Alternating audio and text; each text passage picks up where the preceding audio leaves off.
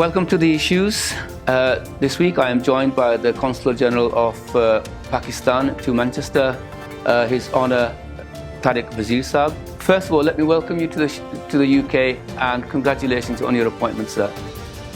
Let me extend a very warm welcome to you to The Issues. Happy to be here. Thank you. Consul General Sahab, while I was preparing the questions for this program, I decided to go out into the wider community and ask them their burning issues that affect their lives. And so I prepared a number of questions which are community related and obviously Pakistan related. There are some UK related as well. And let me start by asking you this. Consul General Sahab, I note that you have a very distinguished educational background. You have had the privilege of being at one of the most prestigious universities in the world, Oxford. Please give us your views, a brief resume of what Tariq Wazir is all about. Okay, so thank you for the introduction that really encapsulates a lot of things about me. But what I would say that I'm just a normal person. I'm a humble Pakistani. I've studied English literature from Peshawar University. I've also read diplomacy at Oxford University, and now I'm here. Before here, I was at Canberra as Pakistan's Deputy High Commissioner. Mm-hmm. So I'm really glad to be here. Thank you. You've come from Australia to the UK. Yep. Wow! Did you fight for this position? No, not actually. Because the reason I say that is, compare the weather to Australia and UK, and no one in their right mind would come here, would they? No. And lots of similarities between the two countries as well. I mean, you're missing the beautiful people here. Of course, Australians are also very nice people to be with. But once you come to the UK and the Northwest, especially, you see that these are the people that you can live among. Yeah, so that was another reason that I wanted to come here, apart from the weather. But personally, I like it a bit grey, and in Australia it is more or less on the a sunnier side. So well, I think a lot of people are trying to get to the sunny side of things, and you want to go the other way around. Naturally. It's rather well. Welcome anyway. So welcome to our. Manchester is the second wettest country in the whole world. Did you know that? Besides the Brazilian rainforest. So welcome to this this wetland. Consul General Sahab, what is your role in Manchester, and what aims and ambitions have you set out to achieve? Okay, that's a question that I can answer for days and days. But if I want to make it a bit brief, as Consul General of Pakistan, I'm heading the Consulate General of Pakistan, of course, and we are a submission under the High Commission for Pakistan in London, and we have a few compartmentalized roles here that we do. One is to look after the community that we have here in the Northwest, which is in our estimation about 400,000 strong. And the second thing that we do is that we try to build bridges between the UK and Pakistan, especially this region of the United Kingdom, in terms of trade and commerce. That is the second thing, and the third thing is to work for these issues that we have, political issues that we have. For instance, the Kashmir issue and some other avenues that we work on. Okay, we will come back to the Kashmir issue, I'm sure, later on. Yeah. Just on a light-hearted note, I want to ask you a personal question, actually. Yes. When you are posted to other countries, does your family accompany you always? Of course. And what does it have, what effect does it have on your children, for example, their education? And how is the family affected by all the traveling? I mean, it depends on what the composition of that particular family is. But in our case, I mean, we are not we are happy to be here. My children are happy. My lady wife is happy. The thing is that the educational structure in this country is much better than many other countries. So if you ask me about my other colleagues who are in other parts of the world representing Pakistan, their answers might be a bit different than mine. But my reply is that it is good for me personally to grow, and for my family as well to grow in all directions. In the sense that you get exposure to different cultures, you meet new people. I mean, you do go to new schools, and all that, all those possibilities that you face. So it's been good. It's been good. Yeah, but so I mean, the effect on the children's education is it not disjointed because for different countries, different cultures, leaving off from one place to another place, does it not Yes. kind of disrupt their education in such a way that it has a long-term effect on them in the future? Not actually, because these days, I mean, the educational structures have become a bit more uniform than before. I mean, you coming from Australia, in the UK, it's the same structure of education, the same system of education. In fact, the Australian system of education is primarily, influenced by the British system of education. So, I mean, for us, the transition has been easier, and my kids are happy. I mean, they don't have any complaints. Thank you. At least Thank you. not until now. Thank you for the answer. I hope they never do have any problems. Moving on, I'd like to move on to the Overseas Pakistani Commission, the OPC. It's something that people, a lot of Pakistanis ask is, what is its purpose? And what do you think it delivers on its mandate? And do you think it delivers on its mandate? I mean, if you ask me, my personal views, I think it's a very good platform. The reason being, that they have selected people from among the communities that we have all around the world. They've selected people who can represent them in letter and spirit. And those people can, fight for their rights, I mean, in Pakistan and abroad as well. So the basic principle is really a good one. And I think it is good for the communities as well to be represented by such people, whom they know, who live among them, rather than somebody who is kind of thousands of miles away. So there, the purpose is good. And then it depends on the individual as well. I mean, how good that person is delivering. From what I have heard and the record that I have seen is that they've done a good job so far. Well, I can relate from my own personal experiences of the OPC, and the issues that we go with. You're still passed from pillar to post, and that's the experience I've had. My issues were never resolved by the OPC, and you had to go to external sources to resolve them, and that's the big problems that are faced by majority of people, not just myself, and that's the news that's come back to me. So what would you do to improve OPC? What would you do to improve the relationship between the overseas Pakistanis? But it's primarily purpose is to help the overseas Pakistanis, and yet we experience brick walls wherever we go. My answer to this would be, it's a kind of a transition. It's a new thing. Our people are not used to it, up till now. So give it a bit more time and try to inculcate in these representatives their responsibilities. We are government functionaries. I mean, we don't make policies. We implement policies. So these representatives of OPC, they in a way make policies as well. They give policy recommendations to the government in Pakistan. So I think something has to be done in terms of their capacity building as well. They have to be more knowledgeable about things. So it's also the responsibility of the diaspora that they should hold them accountable, for certain things. So and there has to be a mechanism. I think there are mechanisms, and I think if the diaspora goes to those mechanisms that we have in place, and there is their issues, they come to us all the time. So that then things can be streamlined as well. Okay, thank you for giving us that answer. One question that's been asked to me is this: it's a very serious question. Is why do British citizens have to have dual nationality in order to dispense with their parents' financial affairs or inheritances in Pakistan?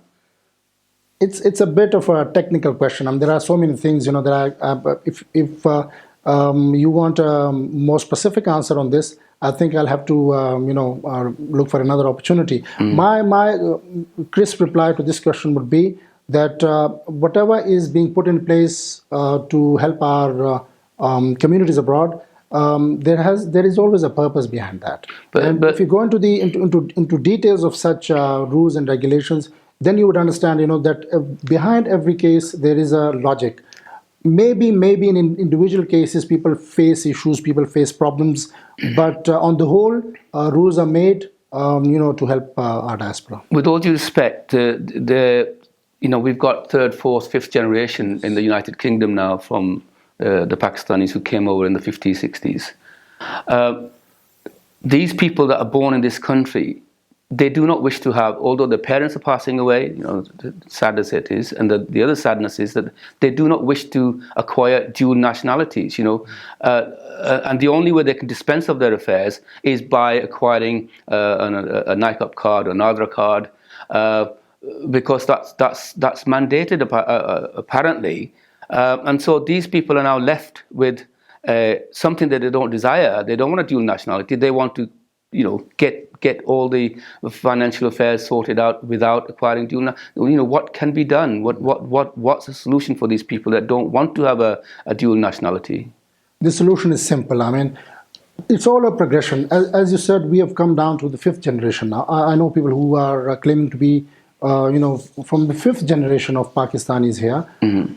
If they don't want to do something, if they don't want to get, some avail of a facility, then it is their right. So what happens in these cases is that, we report back to our government and tell them that this is an overwhelming desire or an overwhelming demand of the community. And on the basis of that, then people sit together, they deliberate upon these issues, and something good comes out of it. Because all these rules and regulations and the constitution that we have, it is a byproduct of a long period of time where people have deliberated certain issues on certain issues, and then they have come up with the final product. So I think my view is that this is going to finally what will happen is that this third, fourth, fifth generation, they come up.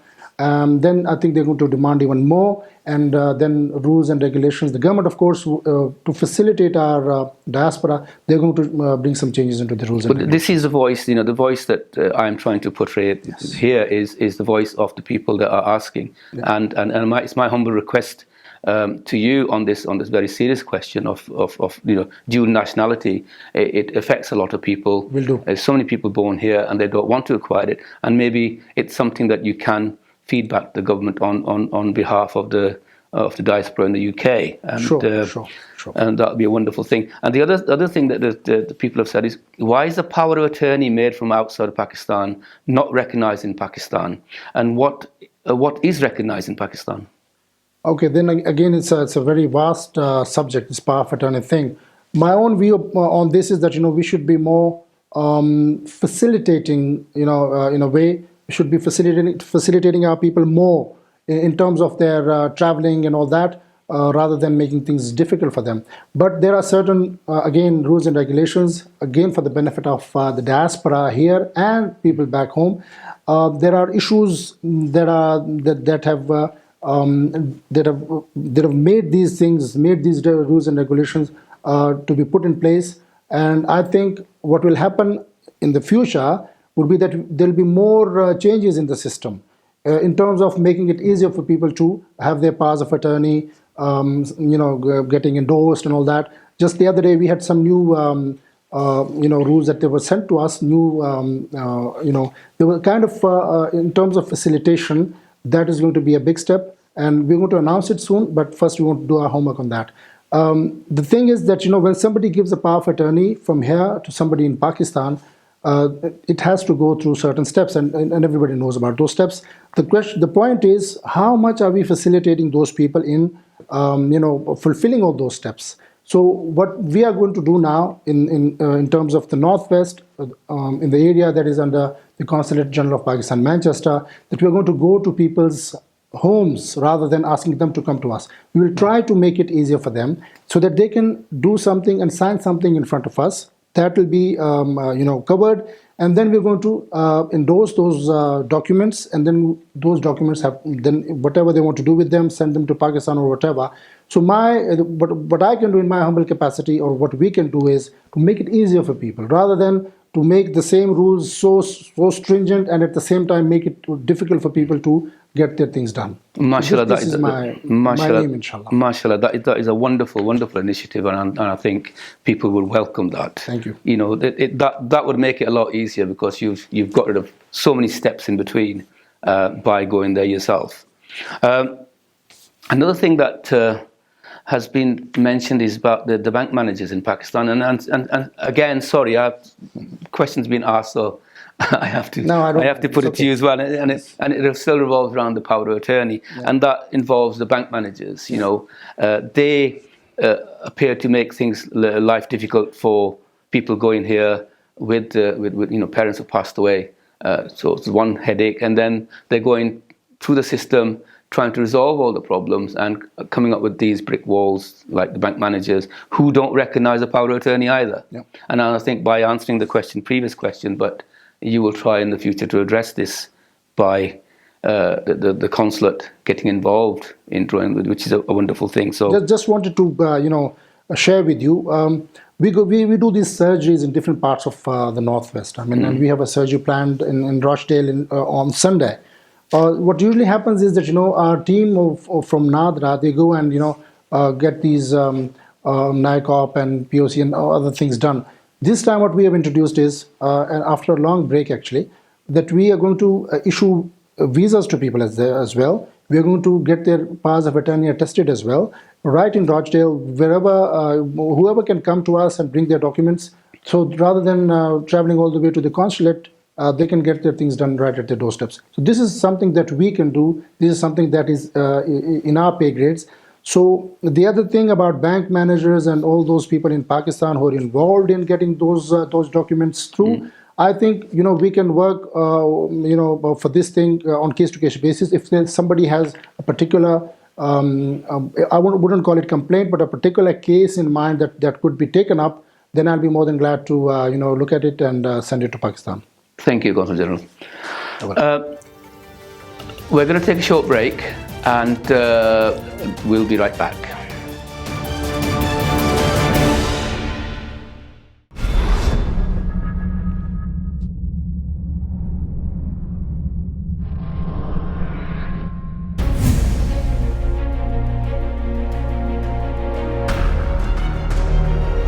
इंसानी तारीख एक घना जंगल है।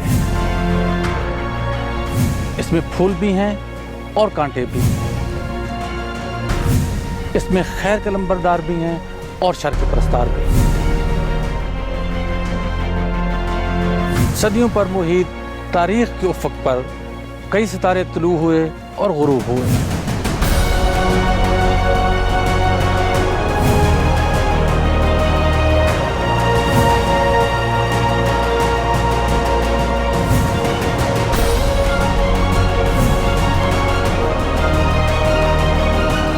हमारे साथ चलिए वक्त के उन बेनाम जजीरों पर उन नामवर लोगों से मिलने जो माजी की धुंध में कहीं खो गए हैं।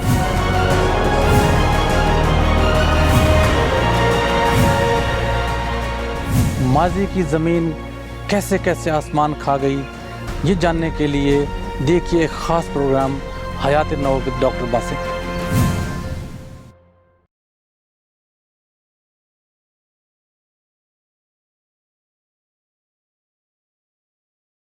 Our world is full of issues.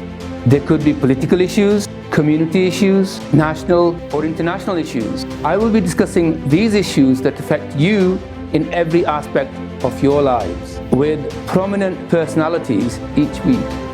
Join me, Harry Boota, on the issues.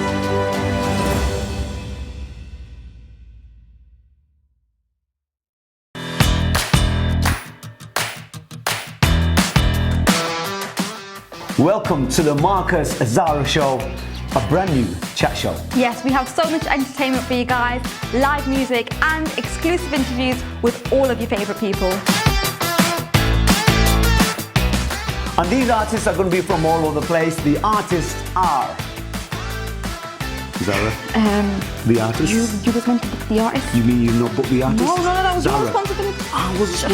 Anyways, guys, just make sure you tune in. Just don't tune out. Zara. Marcus, this was your responsibility. You were supposed to book them. Why did you book them? Do you know, I'm so fed up with working with you. What is that supposed to...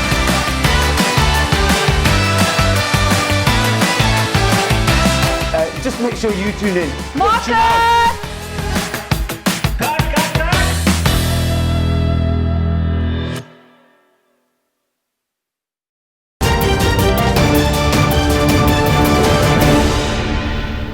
and welcome back to The Issues. I am joined here again by the Consul General of Pakistan to Manchester, His Honour Tariq Wazir Saab. Consul General Saab, one of the biggest problems faced by the overseas Pakistanis who invest back home, this covers a couple of questions, I think, all in one. So hopefully you can give me a very good answer to this question. It's an extended question because there's a lot involved in it. So people who invest back home, when they have the assets seized illegally, which includes obviously land grabs, and people know what that means. They have to spend millions of rupees and countless legal costs in trying to secure their assets back. Why should people invest in Pakistan when they face these kind of issues and they have no help from the government? What comfort can you give people and businesses that investment will be safe in Pakistan? This is a very good question, and I've been asked this question so many times in the past 2 months that I can actually, sometimes I feel bad about it as well. But I won't go into the details of what happens in Pakistan and what should happen, because what I want to give our people here is assurance. Unless I give them assurance, because I'm sitting here and they can, I can face them, they can ask me questions. I want to assure them that there is a system in place in Pakistan. Of course, there are issues. There is red tapeism as well, but things are much better than before. Okay, so there are issues that people face when they go to Pakistan. They invest there. They buy land or whatever, and they come back. So there is nobody over there to look after them. That is the crux of people's problems. So what I want to tell them is this: that come up with ideas, come up with solutions. Come up with your issues. Come to me. My doors are open. We will sit together. If there are individual issues, we will sort them out. I can easily pick up the phone and talk to anybody in Pakistan. I can talk to the DPOs, the DCOs, whoever. And I can pick up the phone and even talk to our ministers. I can talk to people in foreign ministry. We can resolve these individual issues. Plus, we can think about a larger solution, an umbrella solution that we can put in place. So for that, I've thought about a few things that I'm going to share with people. Very soon, we are going to launch a drive to ask people to come to us. Then we're going to put all those issues that people are facing. We're going to put them together, and then we're going to find a solution for different categories of problems. So this might seem like a generic kind of an answer, but I have very solid points that I have in mind and solid solutions that I have in mind. So rest assured that I am really serious about this issue, because unless somebody is calm and somebody is how should I put it, more comfortable about going to Pakistan or investing in Pakistan, for us to sit here and lecture them doesn't make any sense. So I'm going to make people comfortable. I'm going to listen to people. That is the main thing. You cannot put in a solution unless you listen to those people who are facing the problems. So I'm going to meet individual people, because those individual people can then give me a response on the basis of which I can have my interaction with people in Pakistan. So this is something on my agenda, and I assure you, until the time that I'm here, I'm going to try my best to bring down this the number of issues that people are facing in Pakistan to as low as I can. Well, one of the words that you mentioned was feel comfortable, and the question that a lot of people don't feel comfortable about is sending their children to Pakistan unaccompanied. Where there are aunties and uncles out there, but the parents cannot, for whatever reason, accompany their children. They'd like to send their children to Pakistan, but they feel very insecure about it.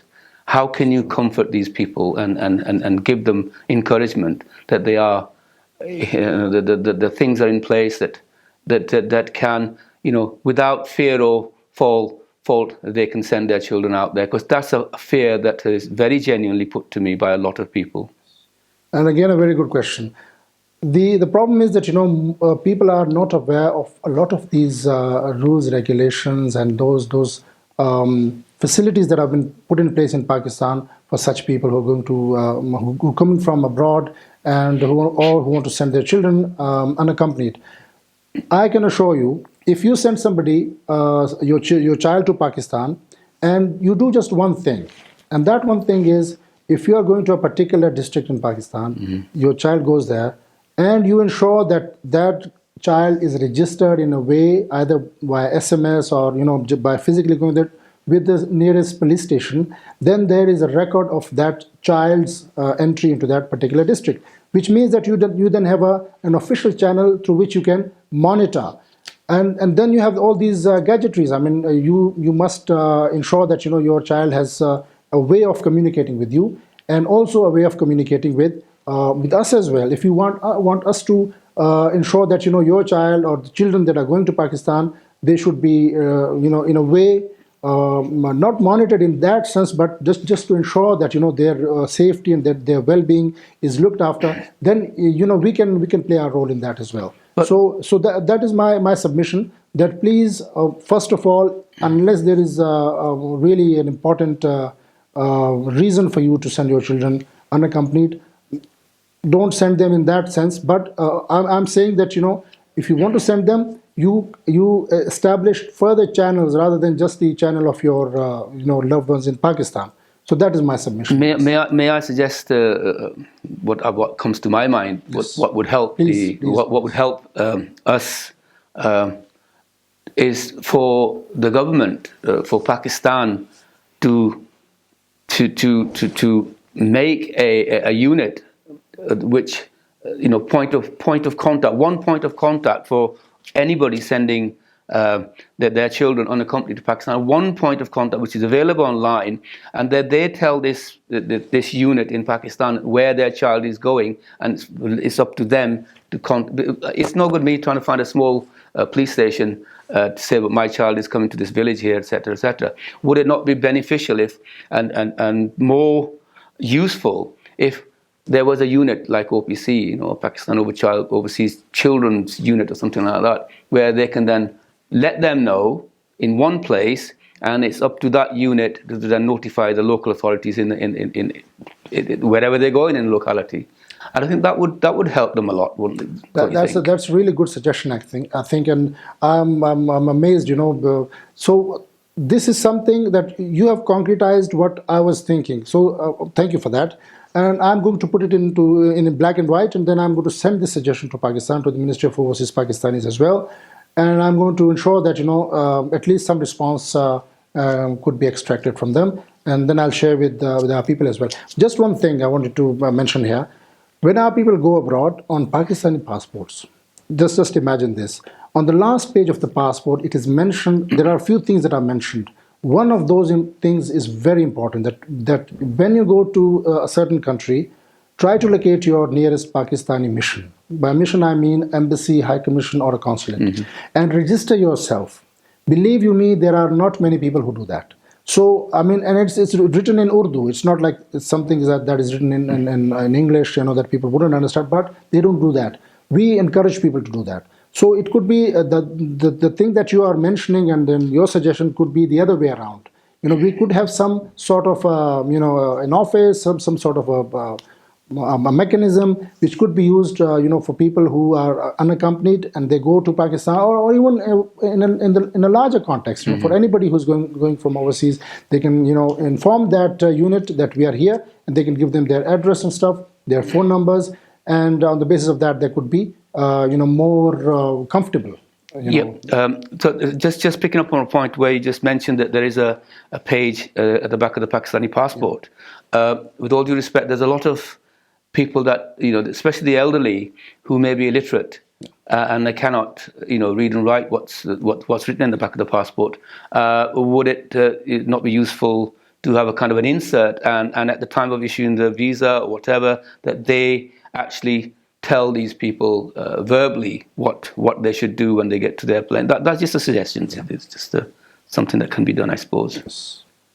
A lot could be done, actually. There are things that are already being done on different scales. I mean, there are things that are not reported, in mainstream media or even otherwise. There are things that people are, getting facilitated from. At the airports or even online and all that.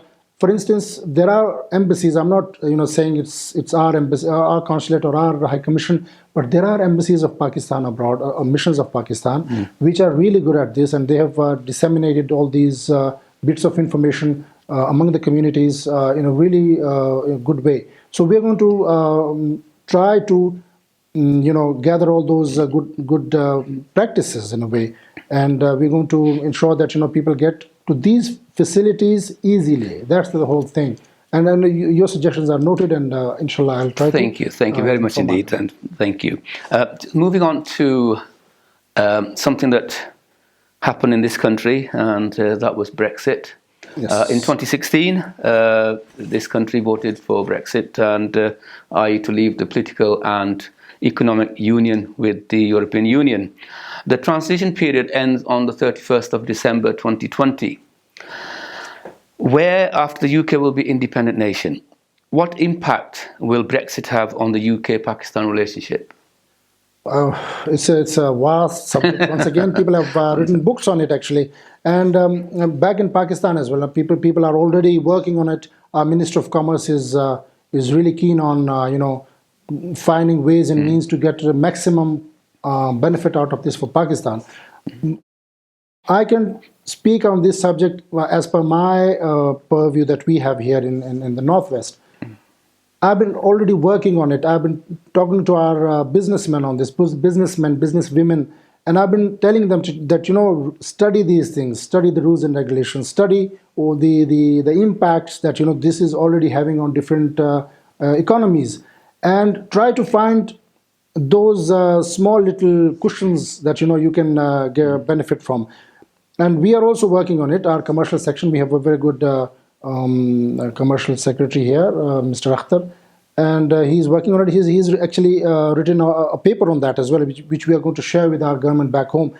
And the thing is, it's all about markets. I mean, market here in this country and markets in wider Europe as well. And for this country's business people, business persons to have access to markets in Pakistan.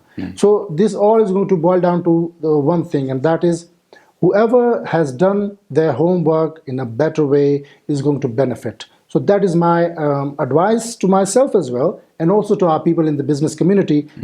Small or big doesn't make any difference. There are benefits out of it that you can reap. There are these little cushions that you can. Don't look for bigger things, because those are for large economies of scale, level things.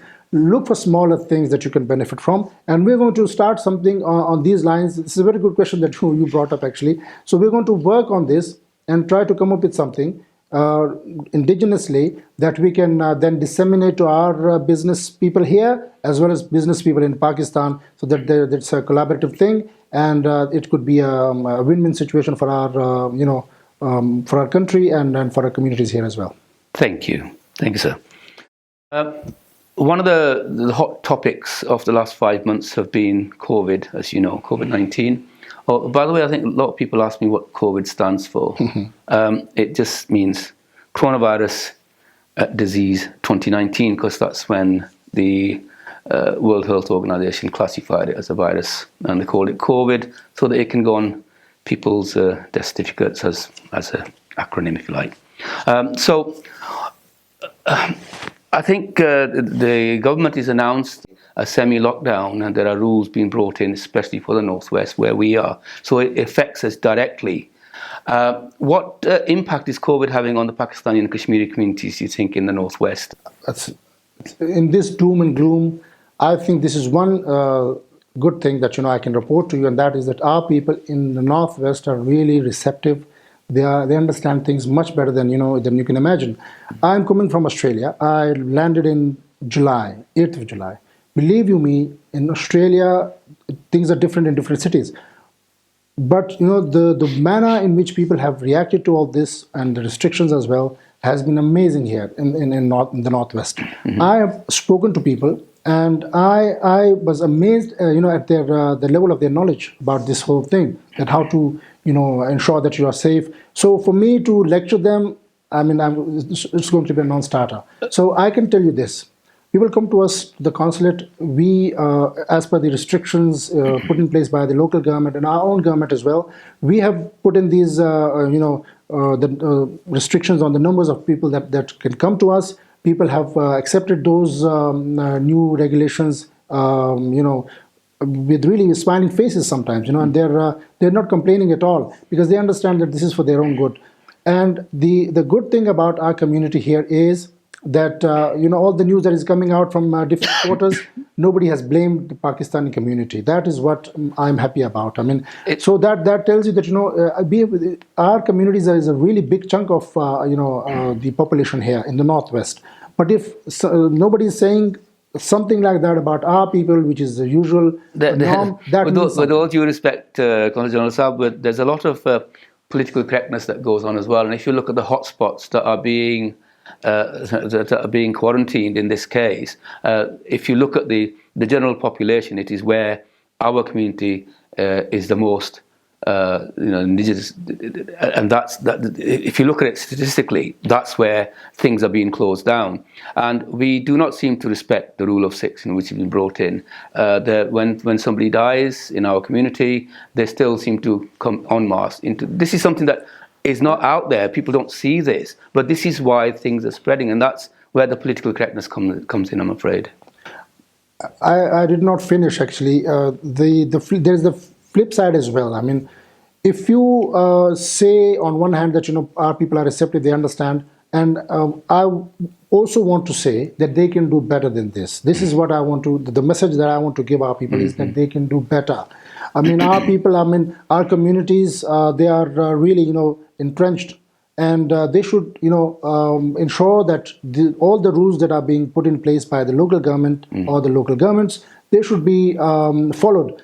I mean, because our people go to mosques, our people congregate on different occasions. There were a few incidents that were reported, but there were so many other incidents that were not related to our communities. Okay, and when you go to other countries, you must be briefed on the Kashmir issues, of course, especially when you're visiting areas where there is a large diaspora of Kashmiris.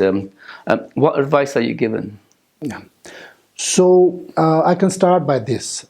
Our leadership, our political leadership, I mean, it's amazing how much knowledgeable they are about this issue. The Prime Minister, the Foreign Minister himself, man, they are spearheading this thing. So, what to talk about other people. So this thing is not just bipartisan. This is really close to our hearts. So, we need not be taught anything, because we know we should know everything. So all the resolutions, all the speeches that are being made, all the contributions that people are making. So we all should be knowledgeable, and we are knowledgeable about those things. So whenever we go to a certain country and we talk to our interlocutors, we should be confident that we are talking about the right things in terms of Kashmir, and that is the case. Our diplomats these days, alhamdulillah, they are very, very well versed in this, especially in the context of Kashmir. But the atrocities continue, and the human rights violations obviously continue day in, day out. Neither the West nor the United Nations seem to do anything about it. Where people are becoming very desperate. The Kashmiris, in the occupied region are suffering enormously, as you very well know. Yeah. What do you think that the international community, can we bring the international community to the table to actually, there are incidences where the chair of the all-party parliamentary group in the British Parliament gets turned back from the Indian airport, airport in India. That is a huge, huge thing to do for an elected politician, a democratic politician. And yet India did that, and nothing came of it. The mere fact that she went all the way, that is the thing. That is what we worked for. That is what the people of Kashmir worked for. That is what our diaspora worked for. That is what our politicians in this country worked for. That is a huge thing to ensure that somebody of that stature goes all the way. She might have entered, and But they won't let them in. They will not let them go into the occupied Kashmir. They will not allow them to go into India. Never mind occupied Kashmir. So imagine 5 years or 6 years back. Could you imagine somebody of this stature going and trying to enter the Indian occupied Kashmir? No. A lot has happened in the past few years, and I can report to you, everybody has worked tremendously towards this. You yourself, and we have worked on our friends abroad. We have worked on people who didn't have any clue about this issue. So we have ensured. People have ensured. By we, I mean all the stakeholders, they've ensured that at least this issue is kept alive in a manner that people don't ask questions because they would know everything about it. Yes. Thank you. I suppose one of your duties as the Consul General here in Manchester is to promote the Pakistani culture. Yes. Are you given any special funding to promote this activity? My take on this on the issue of promoting our culture is this: it's not just about funding; it's about people's psyche. Unless you create an environment where people are confident, people are happy to promote and to be, to have an idea that they can talk about their own culture. There's no point in having funds and all that. Funds, of course, they are important, but at the same time, people should have knowledge about their culture. People should know about their culture. One thing that I've missed in this country is of course, the COVID situation is such that you can't say much about it. But I would have wished that there could be more congregations of people, in terms of cultural activities and all that. And one of my plans, inshallah, for the Northwest at least, is that after the situation settles down and there are no more restrictions, then I'm going to start really good programs where we can, it's not about spreading our culture. It's about, everybody knows about our culture. It's about, celebrating it. It's about celebrating that's what I'd like to, what I'm trying to say is we'd like to engage with the indigenous community. We don't invite them to events. There's a lack of non-Asian faces at any events and any of these, short things that we put on. And it's something that you could do is to bring the, armed forces even to engage with the Pakistani community, bring them in so that people understand where they are. Everyone's proud of Britain. People who are born here are proud of Britain, but let's bring the non-white and the Asians together, and I think you can probably go somewhere to bring these two sides in one area with cultural events, and hopefully that exactly. There are so many things that could be done on this count, and we are going to do those things once let this COVID dust settle, and you will see a lot of things happening and a lot of programs that we have in our calendar, and inshallah we will do things differently in the sense that whatever the ideas that you have, the ideas that I have, the ideas that our border communities have, we will put them together and we will come up with a good package. And the penultimate question is this, Consul General Saab, is that with your Oxford links that you had many years ago, you must have made some very influential friends, very important people that you must have sat beside. Would you use those links to bring them to the Northwest and promote ourselves?